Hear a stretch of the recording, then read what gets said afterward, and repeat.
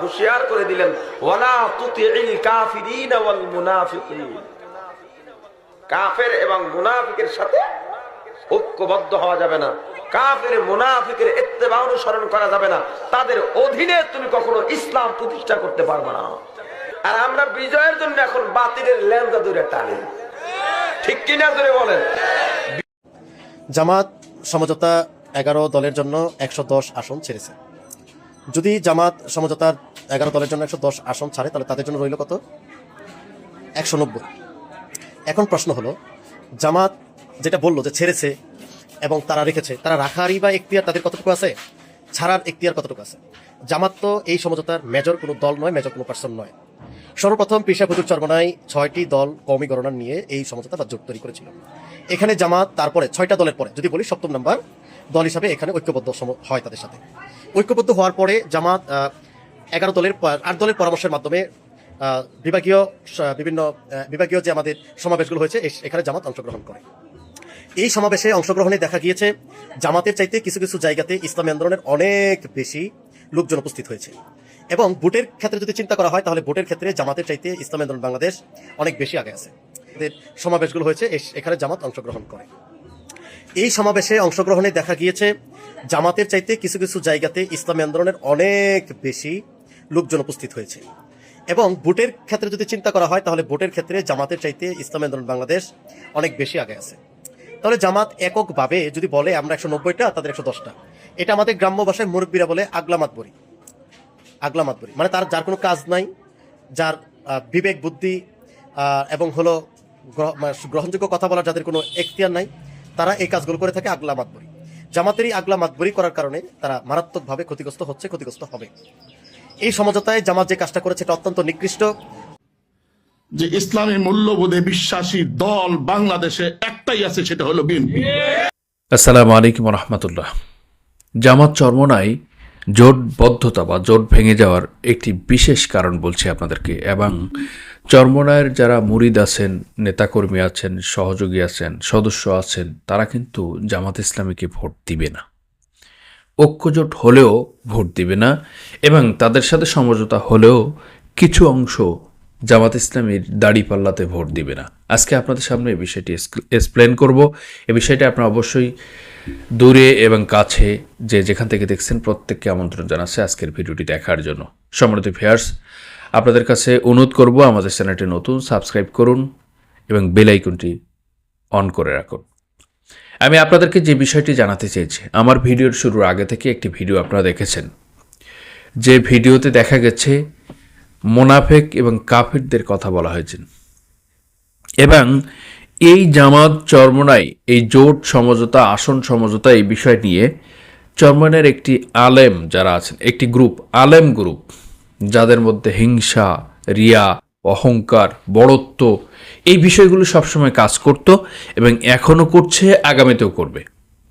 তার মধ্যে হাবিবুর রহমান মেজবা, হাফিজুর রহমান কুয়াকাটার ভাই, যেটা হাবিবুর রহমান মেজবা, আমি আপনাদেরকে বলি অনেকগুলো কীর্তিকলাপ আছে তার নিয়ে। আমি এই বিষয় নিয়ে প্রসঙ্গ নিয়ে কথা বলছি না। আমি আজকের যে বিষয়টি কথা বলতে চাচ্ছি, যে এই মেজবা এই জোট ভাঙার জন্য সর্বোচ্চ কাজ করছে।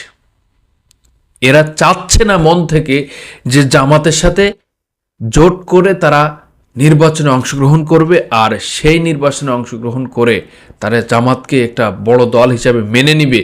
এটা আসলে মানতে পারতেছে না তারা, ভিন্নভাবে। এবং তারা প্রকাশ্য প্রচার করছে যে জামাত একটা মুনাফিক, জামাত একটা সাহাবা বিদ্বেষী দল, এই কি বলে হাড্ডি কখনো গোশত হয় না, মুনাফিক কখনো বন্ধু হয় না, এই ধরনের অপপ্রচার এবং ঐক্য বিনষ্ট করার জন্য যত রকম অপপ্রচার করা যায়, যত রকম মিথ্যা প্রপাগান্ডা ছড়ানো যায়, সেগুলো সর্বোচ্চ চেষ্টা করছে তাদের নেতাকর্মী, সহযোগী, অ্যাক্টিভিস্ট সকলেই। তাদেরকে লেলিয়ে দেওয়া হয়েছে। এবং এই চরমোনাই পীর এখন এসে চিন্তা ভাবনা করছে বা একটা এজেন্টের খপ্পরে পড়ছে এবং বিএনপির দালালি করতে চাচ্ছে। যেমন ওই যে জমিয়তের বেশ কিছু লোকজন যারা এখন বাংলাদেশের সর্বোচ্চ ইসলামপন্থী বা ইসলামের মূল্যবোধের দল দেখছেন বিএনপিকে, তারা এই জমিয়তের মতো একটা ধান্দাবাজির কবলে পড়েছেন। আজকে আপনাদের সামনে যে কথাটি বলি, জামাত চরমোনাই জোট যদি ভেঙে যায়, সর্বোচ্চ কাজ হয়েছে এই চরমোনাই পীর এবং এই যে মৌলভী যেটা আছে যে হাবিবুর রহমান মিসবাহ, এদের কারণে জোট ভেঙে যাচ্ছে। তারা চাচ্ছে না যে জোটে থেকে নির্বাচন করি, তারা চাচ্ছে না এই জোটবদ্ধভাবে জামাতকে বড় দল মেনে নিতে হবে, জামাত একটা প্রধান রাজনৈতিক দল, এটা মেনে নিতে হবে। এটা আসলে তারা মনের থেকে মানতে পারতেছে না। তাহলে মুরিদরা কি করবে আর ভোটাররা কি করবে আপনি বুঝুন। এখন আসুন, আমি যে কথাগুলো আপনাদেরকে বলতে চেয়েছি, তাদের যে মাঠে কর্মী, যার নেতাকর্মী আছে, তাদেরকে এতদিন ধরে, এত বছর ধরে, সে 90 সাল থেকে বোঝানো হচ্ছে একটানা জামাত ইসলামী কোনো ইসলামিক দল নয়, জামাত ইসলামী মূল ইসলামিক দল নয়, জামাত ইসলামী সাহাবা বিদ্বেষী দল, জামাত ইসলামী মওদুদি ইসলামের প্রতি আকৃষ্ট। জামাত ইসলামী অসংখ্য ভুল ত্রুটির মধ্যে দিয়ে তারা ইসলামপন্থী হিসাবে তারা চলছে, তারা আসলে মডারেটর ইসলাম, তারা মূল ইসলামিক দল না। এভাবে বলে মুরিদদেরকে, তাদের মানে নেতাকর্মীদেরকে পড়ানো হয়, ক্লাসে পড়ানো হয়, আর যারা মুরিদগিরি করে মাঠে আসে, মাহফিল শুনতে আসে, তাদেরকেও বলা হয়। সুতরাং এই সর্বোপরি বিষয়ে আমরা জানতে পারি যে বাংলাদেশ জামাত ইসলামীর পরে তাদের যে বিদ্বেষমূলক আচরণ, হিংসাত্মক আচরণ এবং প্রতিহিংসার আক্রোশ ছুড়ে দেওয়া প্রত্যেকটি বুলি এখন তাদের নেতাকর্মীরা আর মানতে চায় না, জামাত ইসলামীকে আর মানতে চায় না। আমি নিজস্বভাবে দেখেছি, আমি আমাদের অঞ্চলে যারা চরমনায়ের পন্থী বা চরমনায়ের মুরিদ, তারা বলছে যে চরমনায় পীর যদি জোট করে করুক গা, আমি জামাত ইসলামীতে ভোট দিব না, কারণ এখন আমার ওই সময় নেই, ও পীর সাহেব করে করুক। কারণ এতদিন তার মাথায় এমনভাবে ঢোকানো হয়েছে, সে জামাত ইসলামী মনে করে বাংলাদেশ আওয়ামী লীগের চেয়ে খারাপ, জামাত ইসলামী মনে করে একটা জঙ্গি সংগঠন, জামাত ইসলামী মনে করে যে ইসলামের গণশত্রু, এরকম মনে করে। তার মধ্যে এমন একটা মোটিভেট হয়ে আসছে পূর্বে থেকে, এখনও আছে, সেটাই সে ধরে রাখছে। এবং তার জামাত ইসলামিক সে মানে চিন্তা করতে পারে না, তাকে চিন্তা করতে হবে যে জামাতকে ভোট দিতে হবে, এটা তার চিন্তা করতে পারে না। অথচ তার দলের সেই ইসলামী আন্দোলনের, অর্থাৎ চরমনের অনেক মুরিদ আছে, তারা এখন বিএনপিতে সরাসরি বিএনপির তেল মারছে, বিএনপির সাথে প্রোগ্রাম করছে, আমার অঞ্চলে আমি দেখছি।